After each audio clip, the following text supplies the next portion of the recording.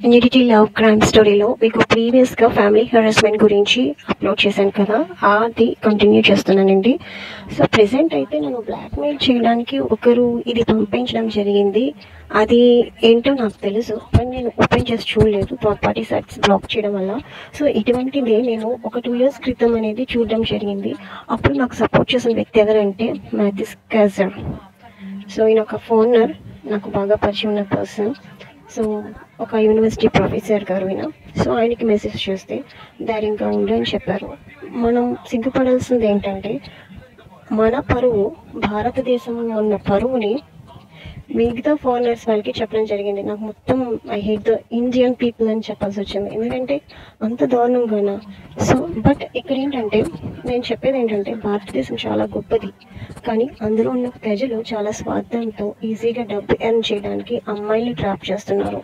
So అందులో భాగమే family background బట్టి ఆధారంగా తీసుకొని కూడా వాళ్ళు ఇటువంటి ఫ్రాడ్ పనులు చేయడానికి బాగా ఈజియెస్ట్ అవుతుంది. సో నా విషయానికి వస్తే అసలు ఫ్యామిలీ హారాస్మెంట్ అంటే ఏంటి, హెరాస్ ఎలా చేస్తారు, సో నేను ఎటువంటి సంఘటన అనేది చిన్నప్పటి నుంచి ఫేస్ చేశాను అనేది ఈ వీడియోలో చూపిస్తున్నాను. సో దయచేసి ఈ ఛానల్ని సబ్స్క్రైబ్ చేసి, లైక్ చేసి, షేర్ చేయండి. ఇది ఎందుకంటే ఇది నిజమైన కథ అండి, రియల్ స్టోరీ అనమాట. అప్పుడు విధంగా ఇది నాదే. సో నేను ఒక బెస్ట్ అండ్ గుడ్ ఎగ్జాంపుల్ అనమాట.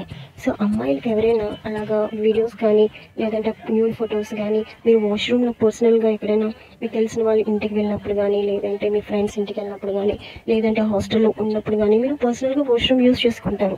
అలా ఉన్నప్పుడు కొంతమంది ఇంటర్నల్ చిప్స్ పెట్టి, కెమెరా చిప్స్ దాన్ని బట్టి మీ యొక్క న్యూడ్ ఫొటోస్ అనేది పంపించి బ్లాక్మెయిల్ చేయడం జరుగుతుంది. సో దయచేసి వాటిని కృంగిపోవద్దు. సో మీరు పోలీస్ వాళ్ళకి ఇన్ఫార్మ్ చేయండి, ధైర్యంగా ఉండండి. మనం పుట్టేటప్పుడు బట్ట కట్టము, చచ్చేటప్పుడు బట్ట ఉండదు. ఈ మధ్యలో ఉన్న ప్రయాణమే జీవిత ప్రయాణం. కానీ మనిషి అంటే నైతిక విలువలు ఉండే విధంగా ఉండాలి.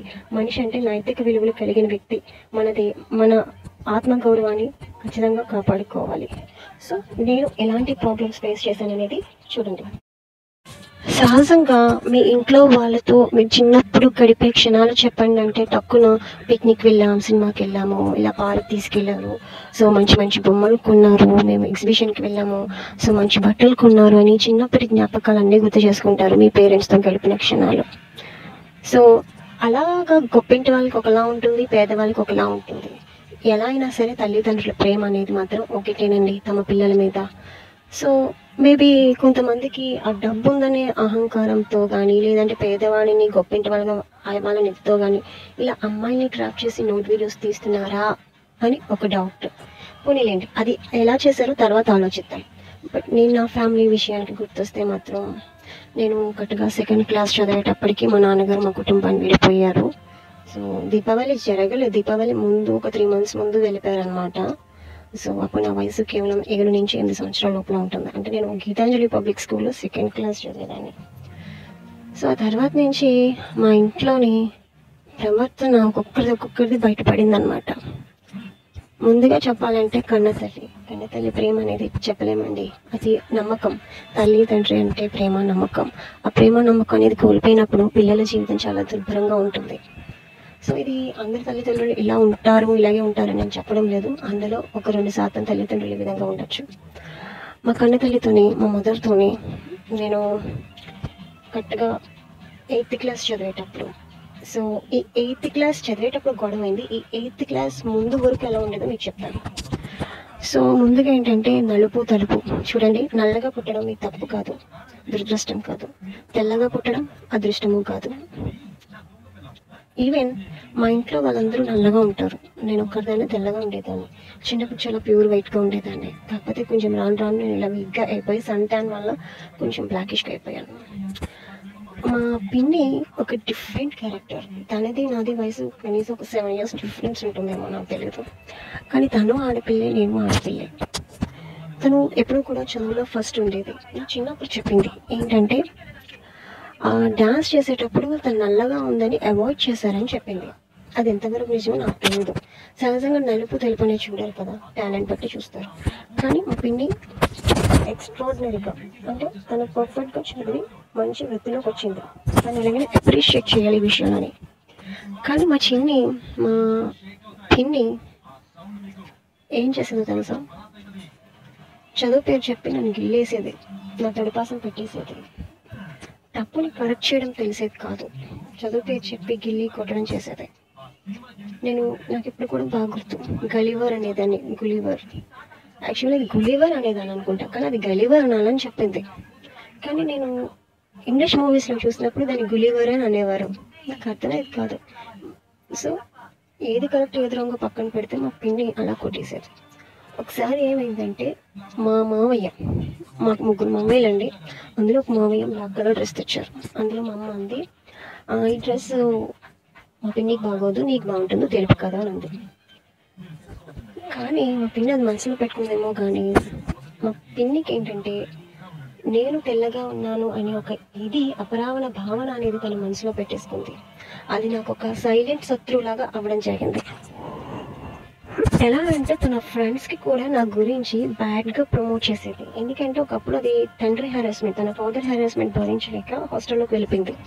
అది బాగా చదువుకుంది కాబట్టి మంచి జీతం ఉన్న జాబ్ సంపాదించుకోవడం జరిగింది. ఆ టైంలో నేను ఇంకా చదువుకుంటున్నాను, ఇంటర్మీడియట్ కూడా చదువుతున్నాను అనమాట. ఇంకా ఆ టైంకి ఇంకా లేదు ఎప్పుడు. తన ఫ్రెండ్స్తోని ఇదిగా మాట్లాడించేలా చేసేది. నాకు అప్పుడే అనిపించింది, నేను లోపల చాలా ఏడ్చిన సందర్భాలు ఉన్నాయి. ఏంటి అది ఏదో అది నల్లగా ఉంది అని నేను ఏదో పొగరుగా ఉన్నట్టు, దాన్ని ఎగతాళి చేసినట్టు చెప్తుందేమో అనిపించింది. ఈవెన్ దానికి హెల్త్ బాగాలేకపోతే ఒక రోజు నైట్ అంతా దాని దగ్గర ఎవరొకరు ఉండాలంటే మా ఇంట్లో వాళ్ళు నన్ను పెట్టారు దాని దగ్గర. దాన్ని మా ఇంటి దగ్గర పెడితే అదేం చేసింది, రాత్రంతా దానికోసం అంతలాగా ఉంటే ఇంటి దగ్గర. నాకు అప్పుడు ఆ వయసు అంతా కనీసం ఒక 12 to 13 years ఉండొచ్చు, నాకు 12-13 సంవత్సరాలు. ఆ టైంలోని మా పిన్ని ఏం చేసేదంటే పొద్దున్న లేచి తిట్టడం, అంటే దానికి ఏదో ఒకటి వంక దొరకాలి, ఏది దొరికితే అది దొరికేస్తుంది. ఒకసారి సైకిల్ స్కూల్ నుంచి ఇంటికి తీసుకెళ్ళేటప్పుడు సైకిల్ తొక్కుతున్నావా, నాకు మాట్లాడడం కూడా రాదండి తెలుగు. ఎందుకంటే నేను ఇంట్లో వాళ్ళతో ఏదైనా డౌట్ అడిగి కమ్యూనికేట్ అయ్యానని నన్ను తిట్టేవారు. సైకిల్ తొక్కుతావా అనాలా, సైకిల్ నడుపుతావా అనాలా, సైకిల్ తొక్కుతున్నావా అనేసరికి బూతులు రెస్పాన్స్ వచ్చింది.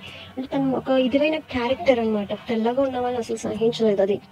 సో బూతులు నాకు ఎప్పుడు కూడా నా దగ్గర బూతులు మాట్లాడుతూ ఉండేది మా పిన్ని. ఇప్పుడు పెద్ద ప్రొఫెషనల్ లెవెల్లో ఉంది, మీరు దాని బ్రెయిన్ మెచ్యూరిటీ లెవెల్స్ మారి ఉండొచ్చు, నేను అనడం లేదు. నేను ఎందుకంటే నేను ఒక సెక్సువల్ సైకోని ఫేస్ చేస్తున్నాను.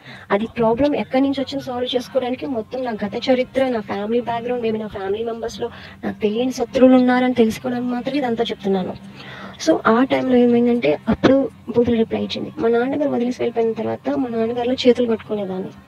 సో మీ నాన్న వీళ్ళ దగ్గరికి కీప్స్ని పెంచుకుంటాడు, ముండల దగ్గరికి, నీకు కూడా అలవాటు ఉందని అడిగేది. సో ఇంకొకటి కూడా అనేది, నువ్వు తెల్లగా ఉన్నావు కాబట్టి నీకు బాయ్ ఫ్రెండ్స్ వస్తారు, నీకు త్వరగా పెళ్ళి అయిపోతుంది అనేది. ఎక్కడ పెళ్ళి అవుతుందండి త్వరగాని, నాకు బాయ్ ఫ్రెండ్స్ ఉంటారా మరీ పిచ్చి కాకపోతేనే.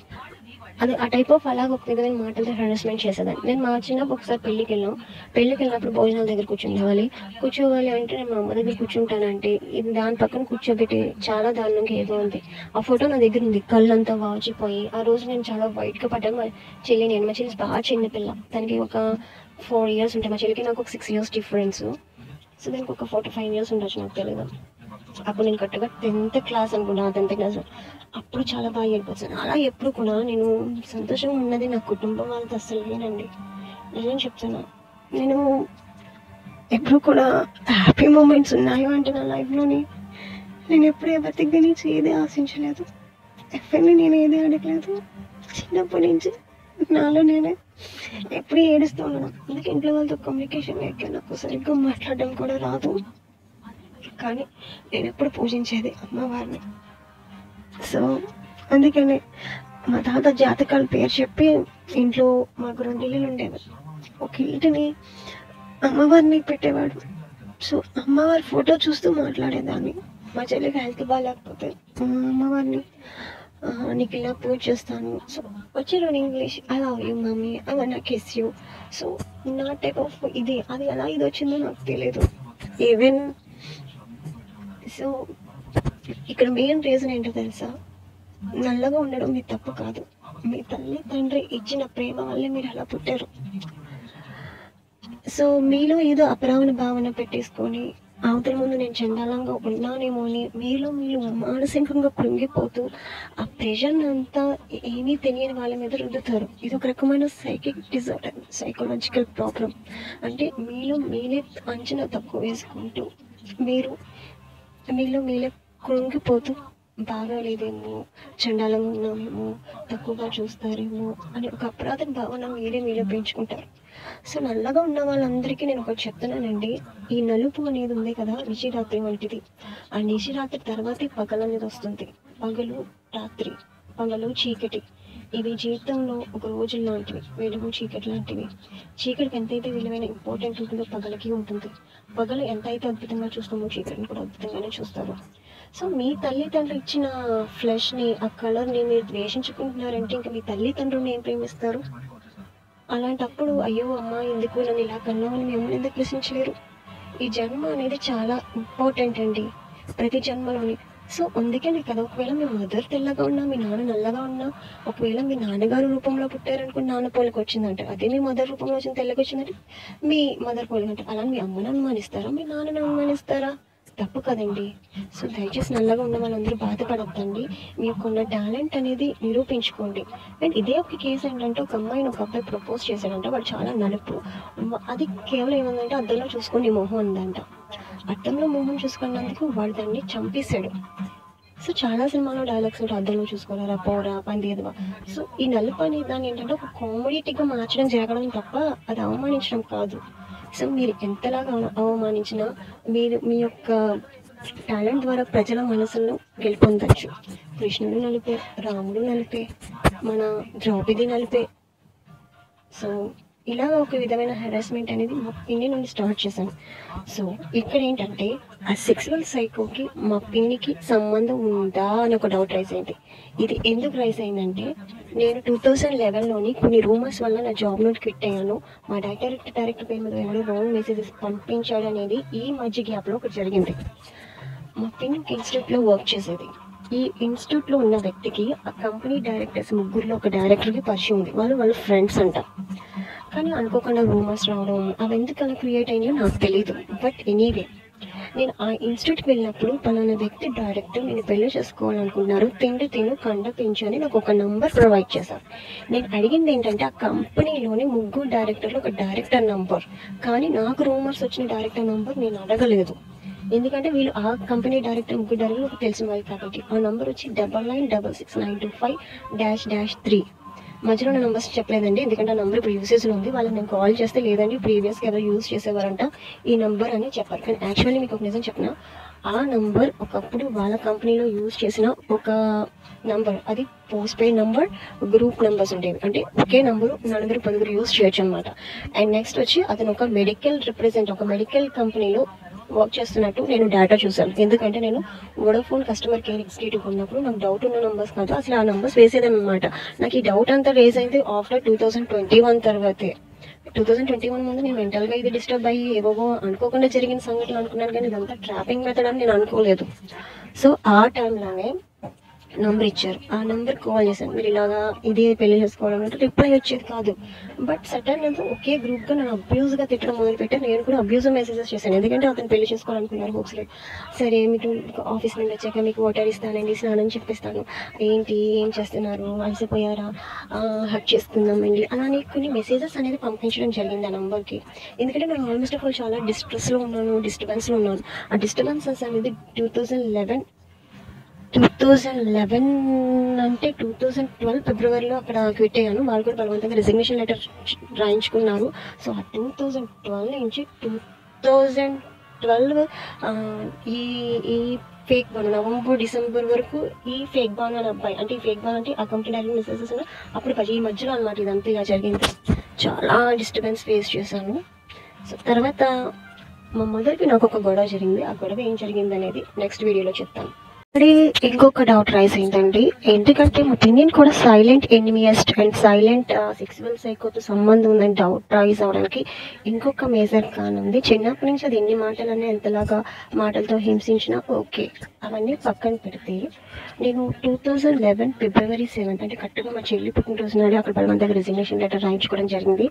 అక్కడ నుండి 2012 నవంబర్ డిసెంబర్ టైంలో ఆ ఫేక్ ఫోన్ అంటే ఆ డైరెక్టర్ పేరు మీద మెసేజెస్ పంపించాడు, ఒక రాంగ్ మెసేజ్ అని చెప్పాను కదా, ఆ మధ్యలో అంతా కూడా చాలా ఇదిగా హారాస్మెంట్ ఫేస్ చేశాను.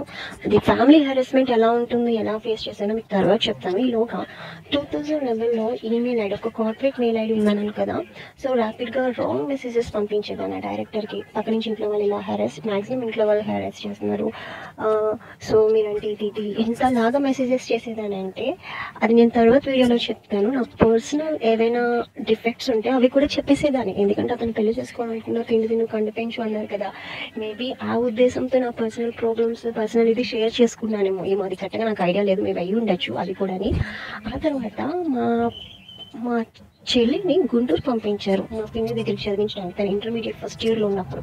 సో మా చెల్లిని కూడా ఎలా తీసుకెళ్లారంటే నాకు తెలియకుండా మా తాత సొంతంగా చెప్పకుండా మా పిన్ని దగ్గర తీసుకెళ్ళిపోయారు. ఇంకా డౌట్ లేసింది, అసలు నాకు ఈ జాబ్ లేదు, పర్సనల్ ప్రాబ్లమ్స్ ఫేస్ చేస్తే మా చెల్లిని నా నుండి దూరం చేశారు. అది ఎందుకు వెళ్ళిపోతున్నావు అంటే ఏడుస్తూనే ఉంది, చెప్పలేదు. అసలు అక్కడ ఏమైందో తెలియదు. మా గుంటూరులోనే మా పక్కన పడితే మా పిన్ని ఒక మెసేజ్ చేసింది, మెయిల్ చేసింది, నువ్వు ఇలాగ ఒకరిని ప్రేమిస్తున్నావని బాగా చెప్పింది, నీకు బిజినెస్ చేయాలని గోల్స్ ఉన్నాయంట, ఓకే ఫైన్ అని చెప్పి అబ్బాయిలు అందరూ డాష్ కోసమే చూస్తారు, అందం చూడాలని పంపించింది. ఒక ఆడపిల్లకి రిప్లై ఇచ్చే పద్ధతి అదేనా? ఒక ఆడపిల్లని సక్రమంగా అడుగు పెట్టాలి, మంచి బట్టలు పెంచాలంటే అలాంటి బూతులతో మెసేజ్ చేస్తారా? అప్పుడు నాకు కాలింది. నేను ఎప్పుడు ఒక మాట కూడా అనలేదు, అది ఎంతలా హింసించిన. ఆ టైంలో నాకు ఒళ్ళు మండి ఒకటి అడిగాను. అది పెళ్లి చేసుకుంది, ఇంట్లో వాళ్ళకి తెలియకుండా దొంగచాటుగా పెళ్లి చేసుకోవడం జరిగింది. తన లైఫ్ తను చూసుకుంటుంది. ఎలాగో మా ఇంట్లో మా తాత పెద్ద ఏదో కాబట్టి వాళ్ళకి తెలియకుండానే సెటిల్ అవ్వడం మంచిది కాబట్టి అది అలా చేసింది. కానీ తన అబ్బాయిలు అందరూ డాష్ కోసమే చూస్తారు, అందం కోసం చూంటారు. ఈ అందం అనేది ఏంటో కానీ నన్ను పీకిపోయేలాగా నన్ను చచ్చేలా చేస్తుంది అందం అనేది. నాకంటే అందగతులు చాలా మంది ఉంటారు. అందం అనేది ఇన్ఫినిటీ, ఒకరి నుంచి ఇంకొకరు ఉంటుంది. సో మా పిన్నికి ఆ రోజు నేను రిప్లై ఇచ్చింది ఏంటంటే, నీ మొగుడు నేను వెజ్ అవునని అడిగాడా అని పంపించాను. సో ఈ మెసేజ్ దానికి కాల్ ఉంటుంది. సో అందుకని నా బ్లాక్మెయిల్ చేయడానికి ఫోటో దానికి అవకాశం వచ్చేలా ఇచ్చింది నేనేనేమో. సో అందుకే అది ఒక 6 months అయిపోతే నాకు ఒక సైలెంట్ ఎనిమిస్ట్గా మారిందని నాకు డౌట్. సో ఇది మేజర్ సోర్స్. సో ఫస్ట్ నేను ఇంట్లో వాళ్ళు కూడా అనుమానిస్తాను, ఎందుకంటే చిన్నప్పటి నుంచి మా ఇంట్లో వాళ్ళే నాకు శత్రువులుగా ఉన్నారు. ఇప్పుడు కూడా మా ఇంట్లో వాళ్ళతో ఉంటున్నాను, కానీ ఉండాలి తప్పదు, ఎందుకంటే బయట నాకు థ్రెట్ ఉంది. సో ఇంట్లో వాళ్ళ దగ్గర నుంచి అప్పుడు థ్రెట్ ఇదేమి మొత్తం గలిబిలా అవుతుంది కాబట్టి కొంచెం హోల్డ్ చేస్తున్నాను అనమాట. ఇప్పుడు ఎవరు అన్నాం, ఇప్పుడు ఏమీ చేయలేం, కానీ నాకు ఓన్లీ డౌట్ అనేది మాత్రం ఇది ఉండిపోయింది.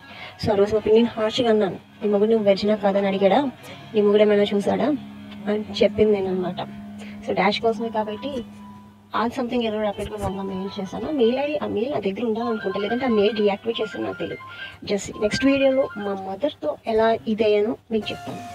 సబ్స్క్రైబ్ చేసి లైక్ చేసి షేర్ చేయండి. ధన్యవాదాలు.